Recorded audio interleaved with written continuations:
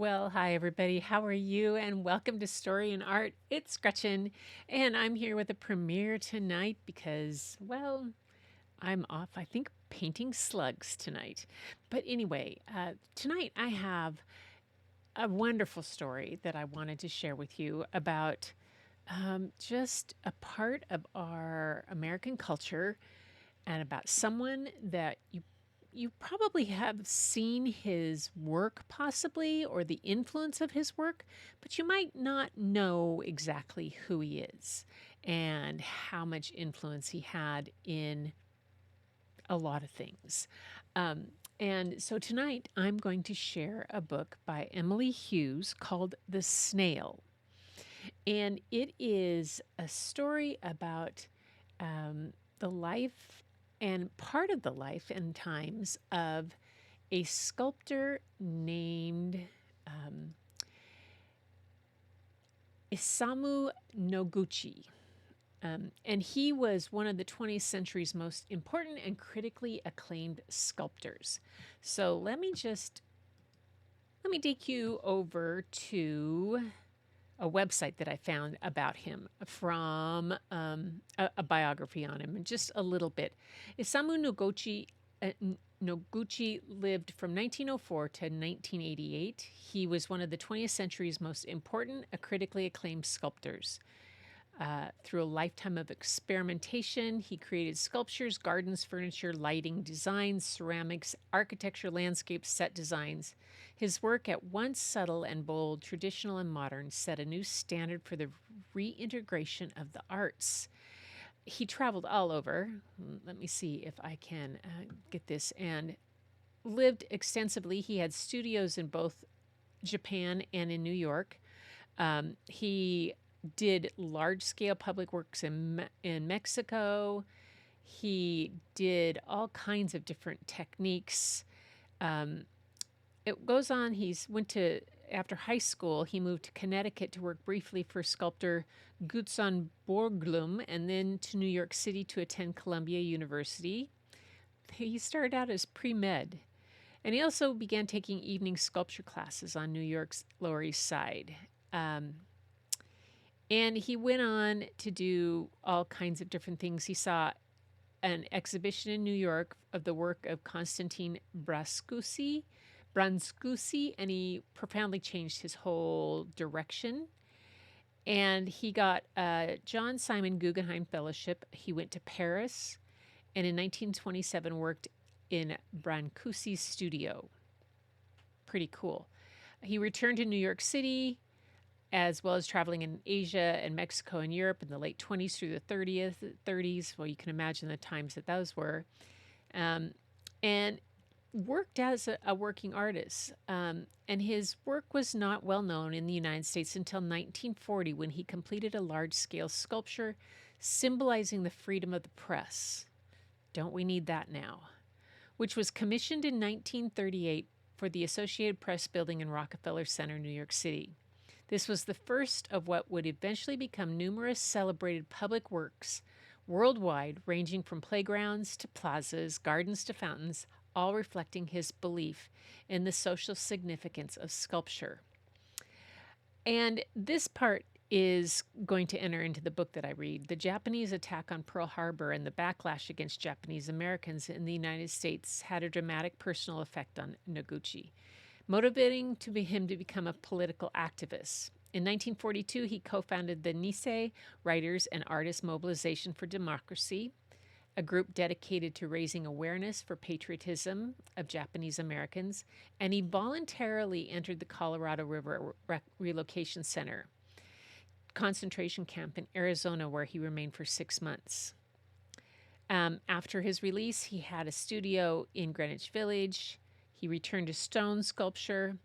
In 1946, he had an exhibition of 14 Americans, but he went on to, he created stage sets for Martha Graham. He did, in the 1960s, he began working with stone carver Matsutoshi Izumi on the island of Shikoku, Japan. I apologize. A collaboration that would be continued for the rest of his life. And he worked on a playground design with the architect Louis Kahn from 61 to 66. Anyway, he went on to have all of these wonderful things that happened and that he did and influenced, um, working with Herman Miller in design of furniture and amazing kind of things. And his first retrospective in the United States was in 1968 at the Whitney Museum of American Art in New York City. And in 1986, he represented the United States at the Venice Biennial, and he received the Edward McDougall Medal for Outstanding Lifetime Contribution to the Arts in 1982, the Kyoto Prize in Arts in 1986, and the National Medal of Arts in 1987, and the Order of the Sacred Treasure from the Japanese government in 1988. And he died in New York City in 1988. But I'm going to go back to that 1986 when he represented the United States at the Venice Biennial. And that's a lot of what this story is going to center around. And it is a really interesting kind of representation of how someone,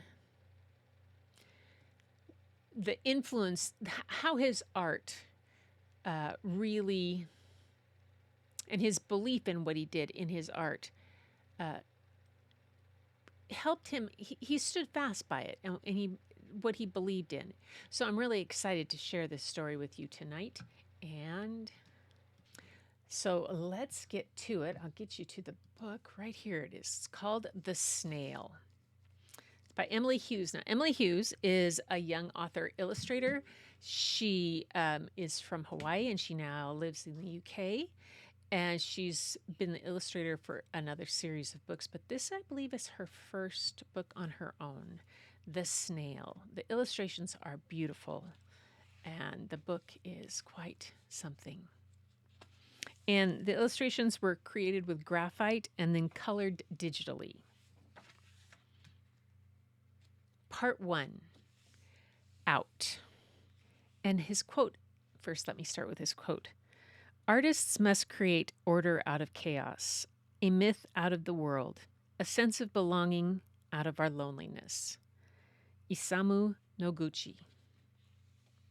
Part 1, Out. An old man shouted into the telephone, "America never wanted me." Would he like to represent America at an important exhibition? The whole world would see it? No.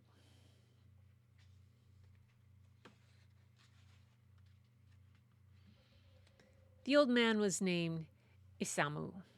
Isamu was American. Isamu was Japanese. Isamu was an artist. As an artist, he wanted to give gifts to the world. He wanted to build beautiful playscapes for children. America said no. He wanted to build peace memorials, burning underground. Japan, too, said no.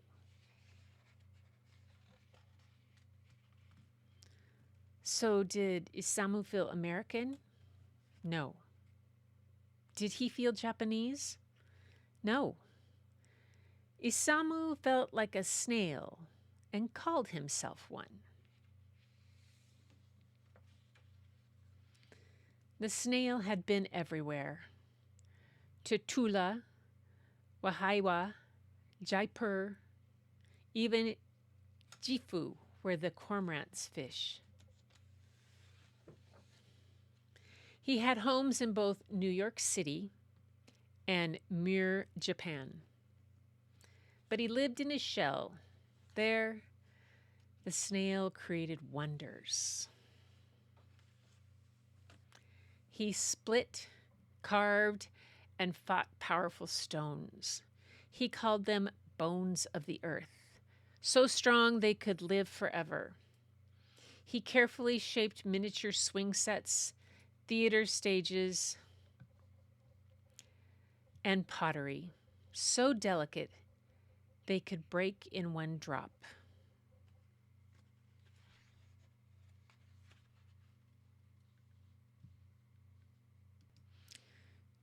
To Isamu, they were all sculptures. He wanted them to be accepted, the way he wished for himself. The telephone call only reminded him of his loneliness. It made him angry. He felt it in his body, in his hands. That would not do. He looked around the room and saw a kari floating overhead.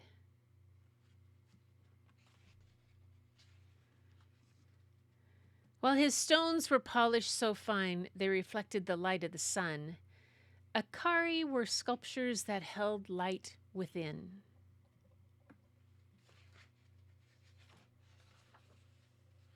To Isamu, that light was pure gold.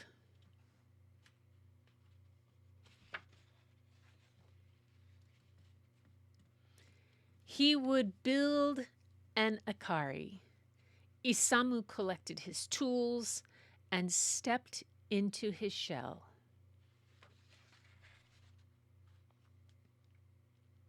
Part 2. In.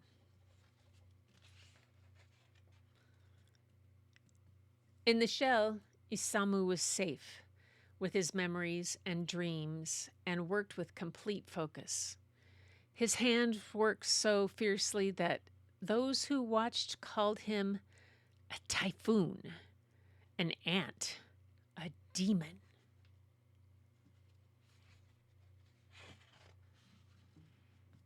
He felt the wooden frame in his hands.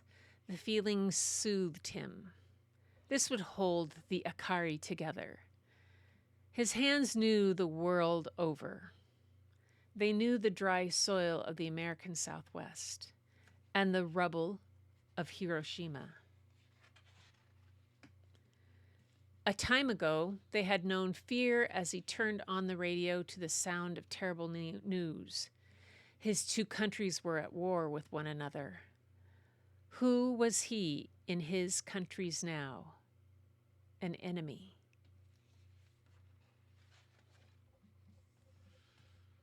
He traveled to Poston, Arizona. Japanese Americans were relocated there. Isamu joined them. He wanted to create beauty and community. But Poston was not a refuge. It was a concentration camp. Isamu left. The others could not. When Isamu later saw what happened to Hiroshima in the war, he felt neither American nor Japanese. He felt ashamed.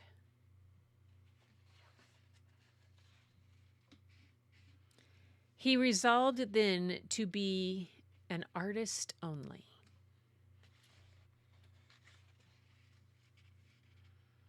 On the frame, the snail tied a knot with string, tiny and hard like one in your stomach, like one in Isamu's stomach a long time ago. He was leaving his home, Japan, headed to America where he had been born, but could not remember. Isamu's father demanded that he stay. Isamu's mother urged him to go. In America, he would have the chance to be himself, to be an artist. Isamu looked at his father, Japanese. Isamu looked at his mother, American.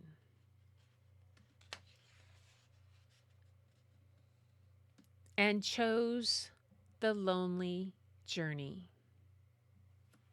The ropes were cut.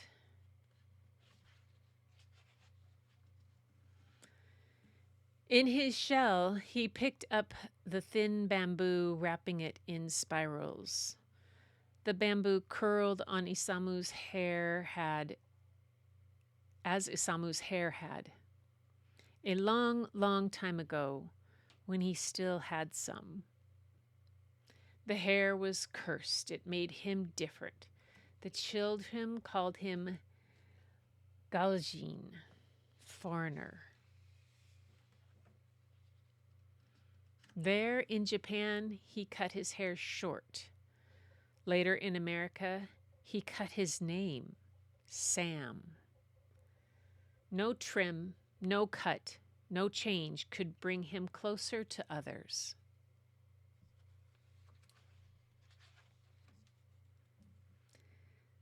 The snail turned the Akari's frame. From above, it looked like a fern, a zenmai. Zenmai grew tail in the shade. Isamu would walk amongst them to his garden a long, long time ago as a boy in Japan. His garden had 50 rose bushes, a rock carefully chosen from the neighbor's yard, and a brook carved out. There alone the snail was safe, the only place he belonged, he had created.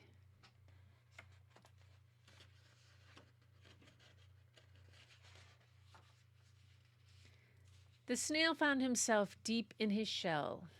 He breathed in, he breathed out. The paper followed in, out. Gently the snail brushed glue to the frame and placed the paper down. The paper unlike any other.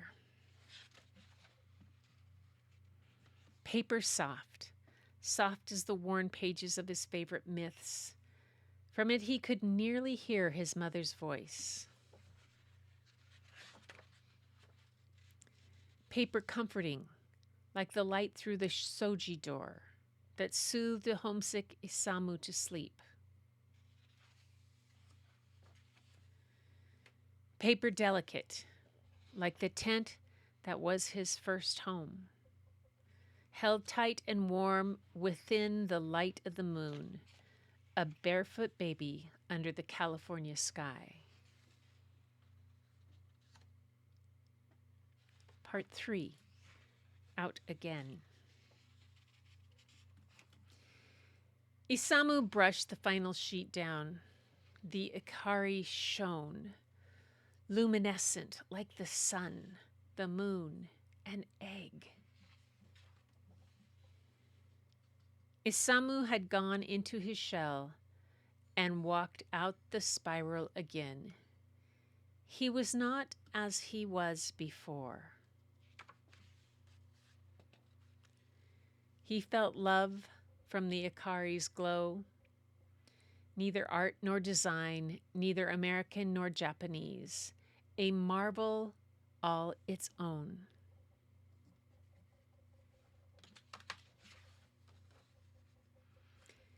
He put the Akari in a chest to dry. He washed his hands and made a phone call. Yes, he would do the exhibition. And do you know what he made?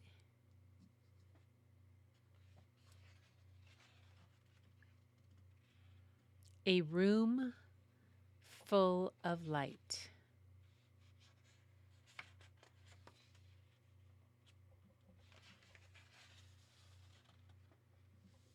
And a little slide, too.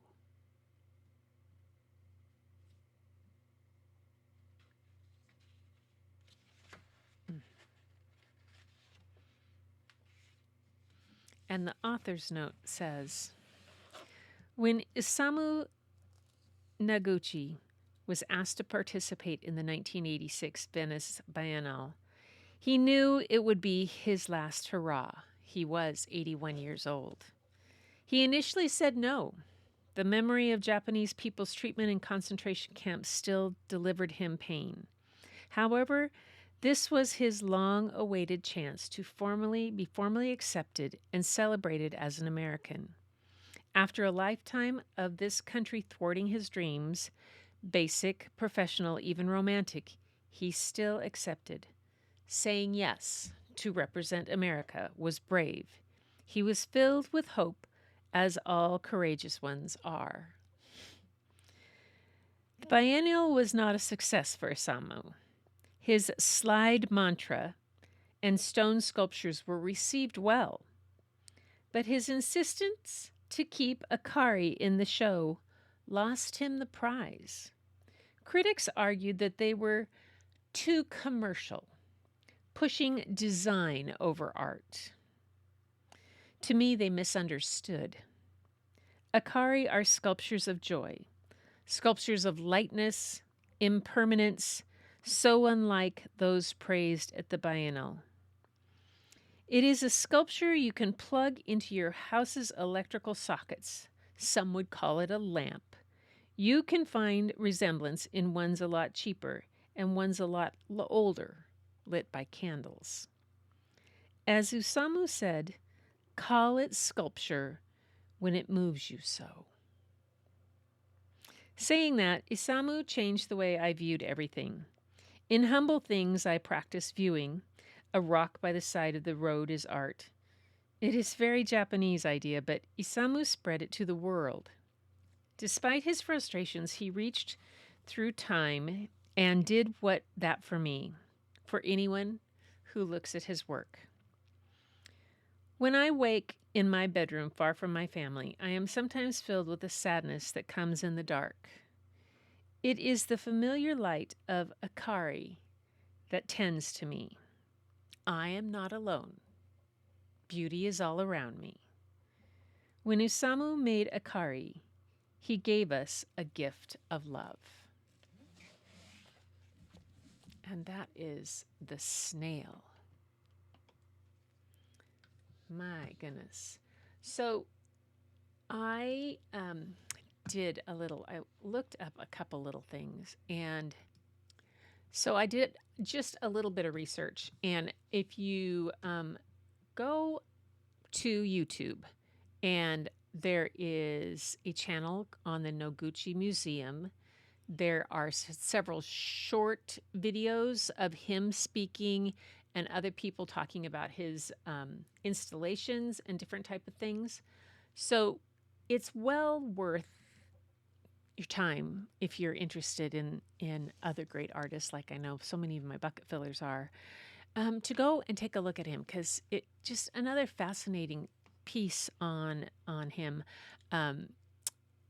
I watched one of them, and it talked about the collaboration that he did with Herman Miller, the great furniture designer, and that very famous kind of kidney bean shape coffee table.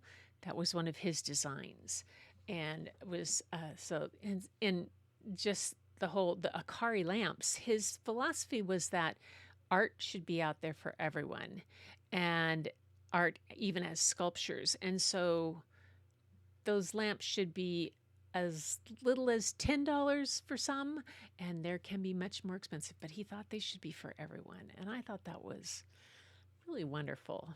Kind of fits with, my philosophy of there is a little bit of art out there for all of us and what we do. What I found also fascinating was there's so much more to his life than just what Emily put in here in this book, but the bits that she pulled out and how she was able to craft this story and to highlight and focus in on one particular part of his life that that was kind of a culmination in some ways of so many other parts of influence. I just thought it was really fascinating. Anyway, that's it for story time tonight. I thank you guys all for coming. And if you're catching this on replay, I appreciate you being here and hope you get a chance to go look up some of his work. And if you enjoyed the story, go check out Emily Hughes has an Instagram page. I think it's called Plaid Emily. But I didn't find out a lot of other things about her, but the book is called The Snail. I got it at my library. It's wonderful. And a Japanese American artist who gave the world light. So it's a great book. I hope you enjoyed it. And I appreciate you being here.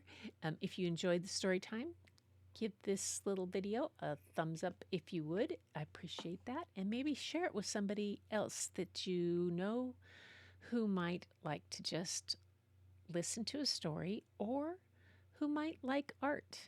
And the way they go together is what we do here on this channel of Story and Art, where I bring my love of picture books to all of you to tell you, read these great stories to you, and also show the wonderful art and the creative artists that bring them to us through the author.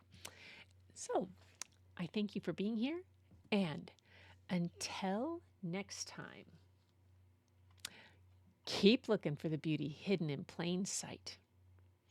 It's all around you.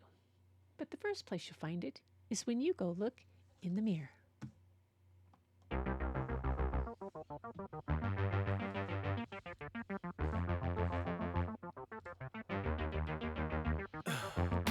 In the heat of the night,